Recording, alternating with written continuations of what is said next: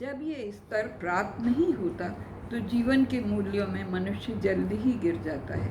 प्रत्येक को अपनी स्वयं की सहायता इस विषय में करनी चाहिए।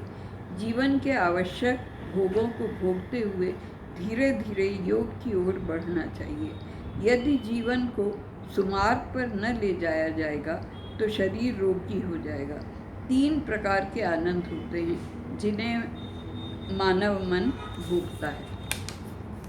प्रथम आनंद है इंद्रिय सुख, सांसारिक आनंद। दूसरा होता है भजनानंदी, यानी प्रभु गुण गाकर या अन्य प्रकार का संगीत गाकर अपने मन में उठे। तीसरा आनंद होता है ब्रह्मानंद, यानी स्वयं के अंदर का आनंद। अतः आगे बढ़ते जाइए और तीनों प्रकार के आनंद उठाइए। मन और आत्मा जो अंदर है, जिससे आवाज़ उठती है, उसके मिलन का उपाय करिए। नकारात्मक व्यवहार कभी भी प्रशंसनीय नहीं है। ऐसा व्यवहार जो आपको आनंद दे, तनिक इंद्रिय सुख से ऊपर उठकर देखिए। ये क्षणिक है, वो जीवन में ढल जाता है। गीता बार बार समझाती है, कहीं भी शांति है वहीं सुख है। भावों के बिना ध्यान संभव नहीं। इसके सही अर्थ हैं आत्मिक कल्पनाएं, वो कल्पनाएं जो आत्मिक बल के स्तर मापदंड को ठीक से समझ सके। आज के युग में तनाव बढ़ रहे हैं। हर व्यक्ति छुटकारा तो चाहता है उससे, पर समझ नहीं पाता। ये जीवन की सबसे दयनीय अवस्था है। गीता इससे बहुत अच्छी तरह समझाती है।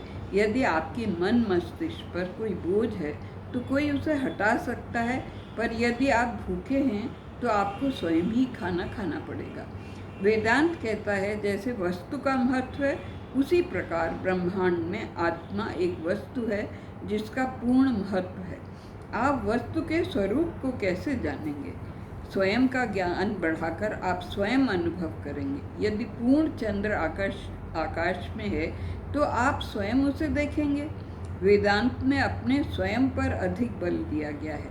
गीता जीवन का विज्ञान, उसे प्रयोग में लाने के उपाय का साधन है। जब सारा जगत एक भ्रम की नींद में सोया होता है, तब स्वयं नियंत्रित व्यक्ति जागता है। जहाँ साधारण लोगों को बहुत चमक दमक दिखलाई पड़ती है, वहाँ योगी व्यक्ति को अंधेरा दृष्टिगोचर होता है। योगी आत्मिक सुख में मगन रहता है। वो धन व बल व इंद्रिय सुख के पीछे भागता नहीं। ये मनुष्य का स्वभाव है। वो एक सुख से दूसरे के पीछे भागता रहता है और ऊंचे खेल खेलना चाहता है। वेदांत कहता है सुख अवश्य भोगिए, पर एक जगह चिपक कर मत रह जाइए। आगे बढ़ते रहिए। एक दिन भौतिक सुखों से आप ऊपर उठ जाएंगे, तब सच का आनंद उठेगा। जहाँ भी सभ्यता रुकती है वहीं उसका विनाश आरंभ हो जाता है, फिर वो समाप्त हो जाती है। आध्यात्मिक जीवन की गति यही है। आगे जाओ, आगे जाओ। एक महान अनुभव आपकी प्रतीक्षा करता रहता है। मन का स्वभाव चंचल है, पर स्थिर चित्त वाला व्यक्ति आसपास के वातावरण से प्रभावित नहीं होता। गीता ने बहुत ही अनोखे ढंग से इसे बतलाया है। जैसे समुद्र में गंभीर, चंचल, फिर भी स्थिर विभिन्न नदियाँ आकर मिलती हैं, बाढ़ का पानी आकर मिलता है, लेकिन समुद्र उफनता नहीं। इसी तरह जो मुनि स्वभाव का व्यक्ति होता है, उसमें सर्व इच्छाएं आती हैं, पर वो शांतिपूर्वक सहन करता है।